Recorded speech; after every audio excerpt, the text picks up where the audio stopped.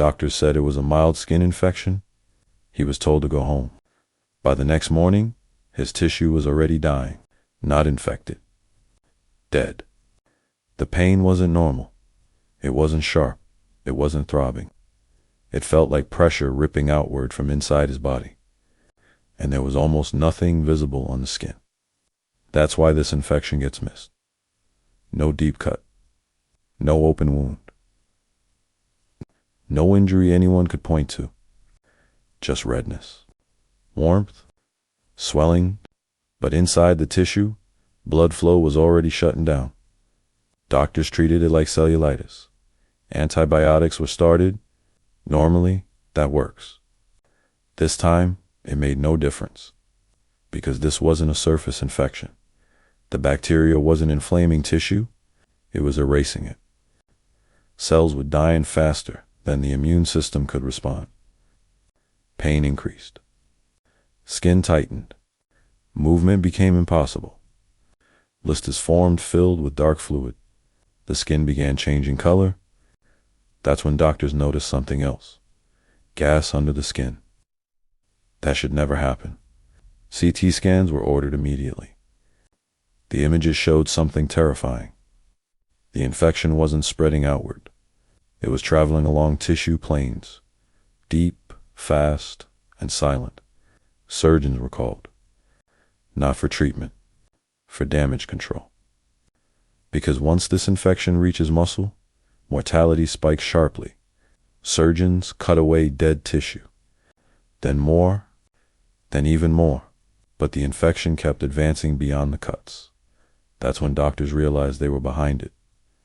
Antibiotics rely on blood flow.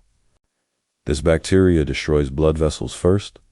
No blood flow means no oxygen, no immune cells, no drug delivery. The body becomes isolated from help.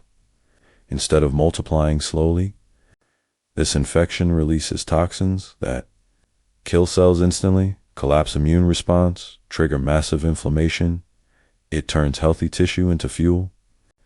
In many cases, entry happens through a shaving nick, a bug bite, a microscopic skin, crack the patient never notices.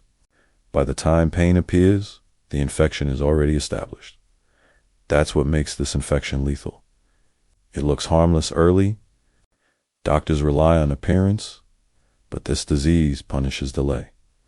Hours matter. Sometimes minutes. So what kind of organism can do this? One that attacks connective tissue directly, not skin, not muscle.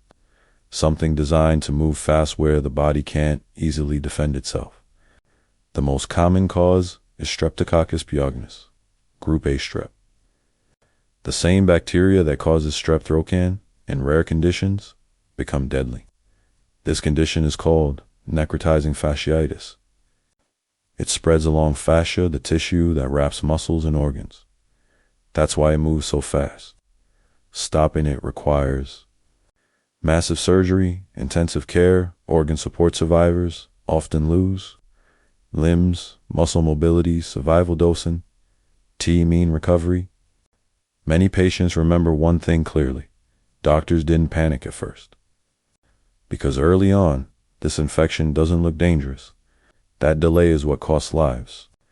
What makes flesh-eating bacteria terrifying isn't how aggressive it is. It's how ordinary it looks before it destroys everything underneath. And that's why it keeps winning until someone recognizes it in time.